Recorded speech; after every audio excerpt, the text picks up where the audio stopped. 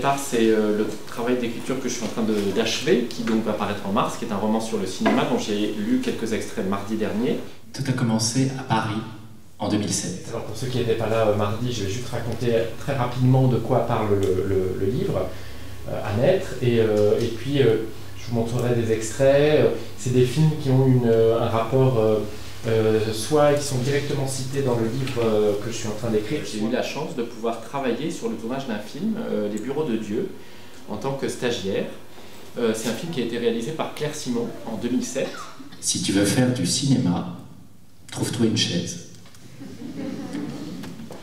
Bien sûr que je voulais faire du cinéma. Et bien sûr que je n'entendais pas rester stagiaire. Non, j'avais tout un plan.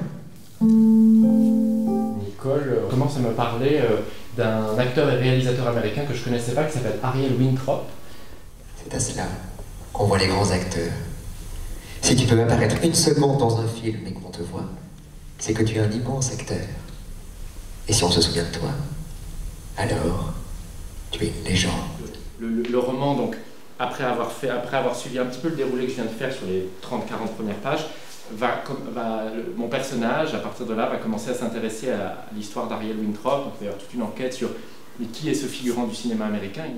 C'est précisément à cet instant que Nicole mentionna pour la toute première fois le nom d'Ariel Wintrop. Ariel Wintrop. Elle mentionna pour commencer sa scène la plus célèbre, sa scène iconique, celle de la mèche de cheveux dans Opening Night du même Cassavetes. Je crois que la guitare, c'est l'instrument qui rassemble, qui fédère le public, les gens, les pays, et puis les musiques aussi. C'est peut-être le seul instrument, je crois, qui a cette capacité de fédérer aussi fort.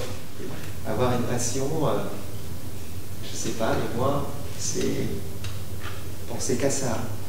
Et avoir un dévouement absolu, ce sentiment de toucher une forme d'éternel et d'infini, et de perdre toute conscience. Ce qui me plaît aussi dans la passion, c'est la perte de ce paradoxe entre cette envie d'exceller, d'analyser et de comprendre, et sauf qu'en fait, on s'en fout parce qu'au final, on perd toute logique et toute... J'ai l'impression que je vais faire des concerts pendant 400 ans. Si on me demande dans la marge, je dis mais non, je vais jouer encore 400 ans, je vais faire 800 concerts par an. On sait très bien que c'est pas possible, mais c'est tellement plus fort que moi, la flamme, c'est que je n'ai pas envie de m'arrêter, je trouve ça trop génial. Alors effectivement, c'est dévorant, comme dans les courants, j'adore faire du surf, je sais pas si déjà allé dans les vagues, et parfois tu te fais tremper dans le courant, tu peux plus revenir. J'ai dit, écoute papa, je voudrais que tu m'écrives le morceau le plus difficile du monde. Il a ri, mais quelques jours après, pour mon anniversaire, il vient vers moi pour mes 13 ans, il me tend une partition, il me dit voilà, c'est ça le morceau le plus difficile de la Terre.